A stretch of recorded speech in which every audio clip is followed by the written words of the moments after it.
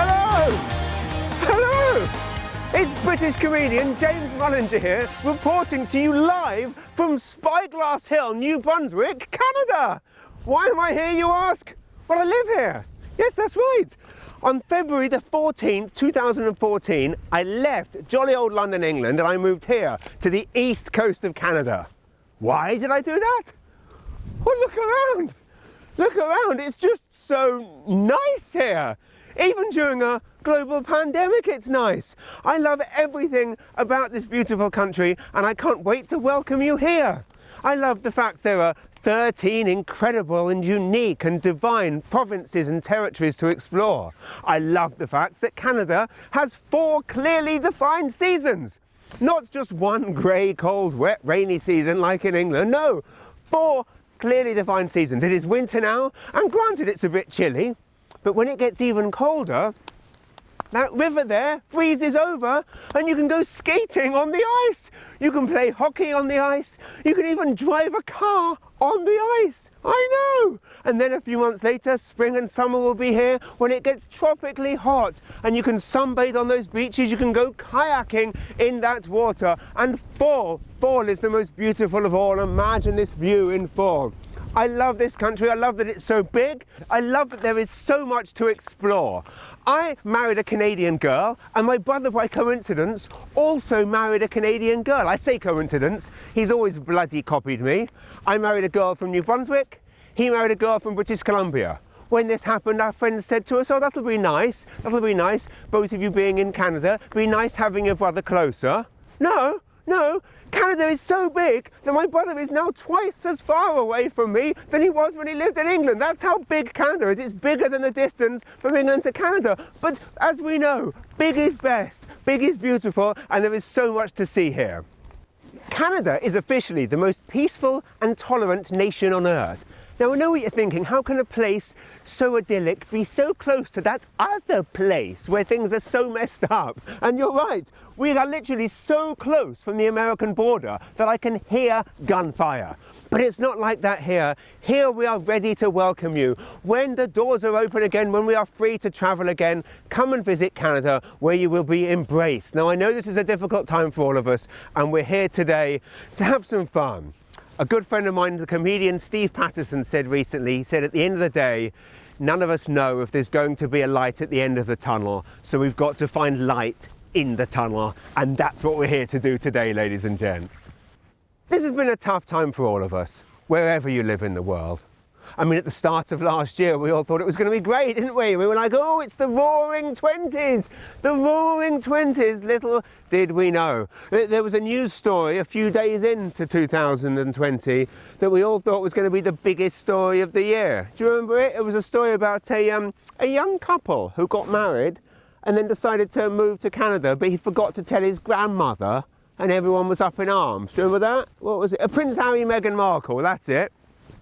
Suddenly, that feels like a distant memory. I mean, my industry as a stand-up comedian, of course, has been affected. My job involves trying to pack as many people into a room as possible and then have them excrete a sound and spittle into the air. My industry is over. So, of course, like most of us, I've had to, well, I'm going to use that dreaded word that we're sick of hearing, pivot. I've had to pivot.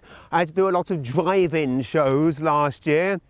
Those were a bit of an indignity. It was strange. I'd never been to a drive-in movie theatre before. My first time at a drive-in, I was on stage at a drive-in. It's very odd. I'm used to seeing faces. Instead, I'm looking out just hundreds and hundreds of cars, and when I would do a joke, they would all honk their horns and flash their lights. It was a bit like doing a gig in a Disney Cars movie. I was on stage at the Sussex Drive-In here in New Brunswick. Everyone started honking their horns, flashing their lights. I was thinking, what's going on? This is going on a bit long for one punchline. It turned out there was a raccoon following me around the stage. I have to be prepared for anything in this job. Why am I here today talking to you from Spyglass Hill? Because I was doing a lot of virtual gigs at home in my living room. That had to stop. I was booked to do a show for the President's Organisation. It is an organisation for all of the top presidents and CEOs from companies across North America. It was one of those Zoom gigs, so they were muted, but I could see all their little faces, and I would stand there, do a joke, and they would laugh, and so forth. The standard Zoom gig scenario. At one point, I'm halfway through a joke, like I'm mid-sentence, and they all just start laughing. And I'm thinking, this is odd. Either I've got very good at this, which is unlikely, or something's happened and I can't figure out what's happened. I'm looking down and they're laughing harder and harder. I turn around, my 7-year-old son, River, is standing there naked, waving his willy at them. I know! I didn't have to put up with that in the comedy club, so I'd never be worried about a 7-year-old coming out and flashing the audience. Suddenly, in my own home, I'm at risk of this stuff all the time. I mean, I would hope he's not going to turn up here. But you know what really hurt most? Was I've been doing this job 17 years. And in 17 years, I have never seen an audience laugh harder than they did at my 7-year-old flashing them. We're a year into this now, right? We're all getting used to this. I'm getting used to doing these things virtually and I'm enjoying it. I'm enjoying being with you in your homes. You don't have to worry about getting a designated driver later because you're already home. And I mean, it's much better than the start of the lockdowns. Do you remember the start of March last year when everyone was telling you to start watching pandemic movies? That was a weird time. Everyone was saying to me, oh, James, you've got to watch Contagion. It's just like this. I'm like, what's Steven Soderbergh's Contagion? A 10-year-old movie starring Gwyneth Paltrow just because it happens to be about a global pandemic. It's #1 globally on Netflix. But you've got to watch Contagion. It's just like this. Nothing like this. I watched that movie. There was not a single scene where a family of 4 sat on the sofa for 5 days straight, drinking boxes of wine and eating industrial-sized bags of Wotsits for breakfast. Nothing like this. I'll be honest with you, I did start drinking boxes of wine. I was finding the bottles were shrinking and they were going a bit too quickly. I had my first box of wine. I found myself standing at the sink, sucking the bag. Got my lips around the teat, kind of milking the bag of wine, and my eyes shot to the right, and I looked at the clock on the oven and it said 10:30 a.m. and I was like, oh, time to start the homeschooling, kids. It was an unhealthy time. The Wotsits took their toll, the fast food took their toll. My wife was telling me we needed to go on a diet, we needed to do something. She said to me, I just read about this thing called intermittent fasting. I said, oh, that sounds interesting. What's that? She said, well, you can eat what you want, but you have to not eat for 14 hours of the day. You just pick 14 hours. I said, I don't think I can do that. But she did it. She managed it. She actually did it. Well, I say that. She passed out drunk at 9 p.m. every night and was too hungover to eat till 2 p.m. the next day. So I don't know if that counts. I guess if I have a message, it would be careful what you wish for in life. Because the weekend before everything shut down in March last year, I was on the road as usual. I was doing some shows in Vancouver, a beautiful, incredible city. And I did my show at a theatre there and found myself back at the hotel feeling a bit lonely, as I often do when I'm on the road. You know, I have the highs and lows of this job. One minute you're in front of hundreds of people, next minute you're alone. And I remember sitting on my bed in that beautiful hotel in Vancouver feeling a bit sad and lonely, and I'd been on the road for a few weeks, and I remember thinking to myself what I would do for a bit more quality time at home with the wife and kids. I will never have that thought ever again, ladies and gentlemen, so be careful what you wish for in life. I will see you very shortly in another less cold location.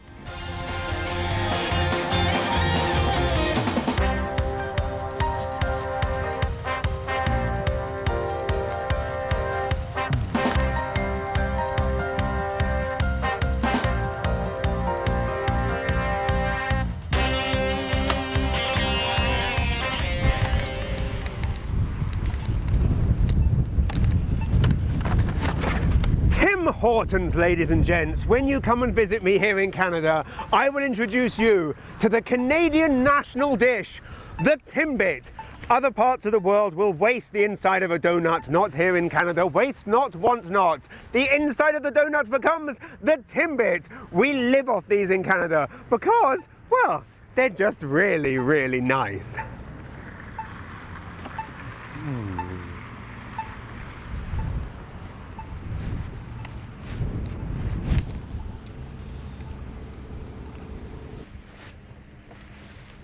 Now, of course, in England, you have the pound shop, you have Poundland, where everything's a pound.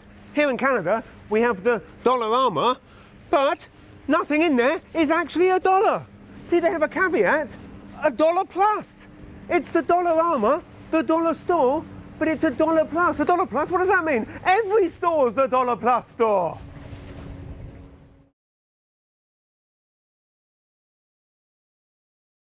And best of all, visit us in the summertime and you don't need to rent a boat. Oh no, you just turn up at any yacht club like this one with a case of Moosehead Lager and everyone will invite you onto their boat for the week. It's amazing. That's how nice everyone is here. You don't need to rent a boat, don't even need to get a hotel. You'll be invited just to stay with people. It's the Canadian way. Amazing. Nice. Come in the winter time and I'll teach you how to play ice hockey, or just hockey as they call it here. Okay, by the time the borders open, I'll have learned how to skate, I promise.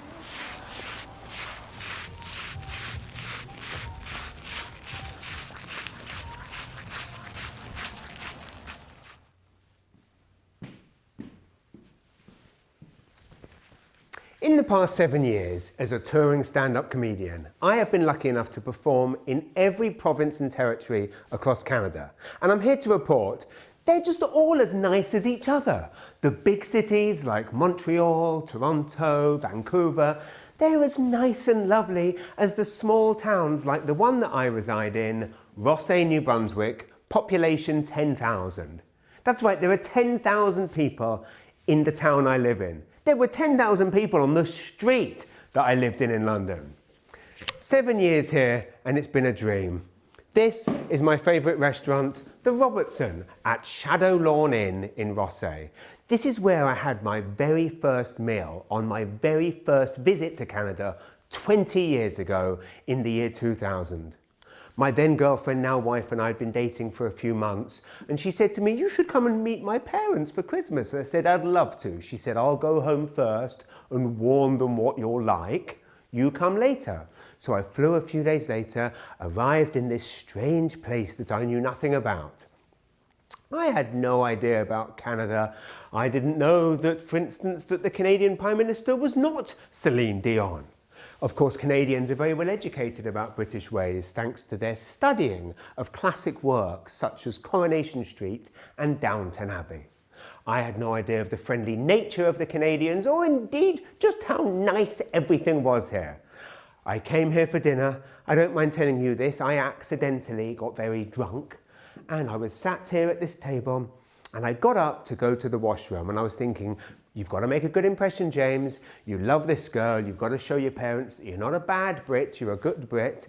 On my way back to the table, having been to the washroom, I'm walking through trying to make a good impression, don't want to make eye contact with anyone, eyes ahead. I didn't notice there was a man sat here eating a bowl of pasta with the back of his chair up, like we tell our kids not to do.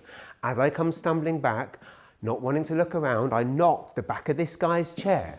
His face went flying forward into the bowl of pasta. The whole table shook, the cutlery jangled, everyone in the restaurant turned to look. I thought, oh my goodness, I've blown it now. I've really blown it. I'm just going to have to take the punch. That would be the classic British response, a fist in the face. I thought, brace yourself, James. As I'm having that thought, the chair ricochets back and he smashes the back of his head on the floor. The entire restaurant went like this. I could feel my then girlfriend's parents' eyes boring into the back of my head. I thought, you've really blown it now, James. Just take the beating. Just take the beating. As I'm preparing myself for the biggest beating of my life, and I grew up in South London, the biggest beating of my life, the man looks up at me, face covered in pasta, and goes, "Sorry." I thought, bloody hell, I could live here. And 14 years later, my dream came true. Here I am, best 7 years of my life. That's Canada nice right there. Sometimes in life you just need a sign. So I would like to tell you a story.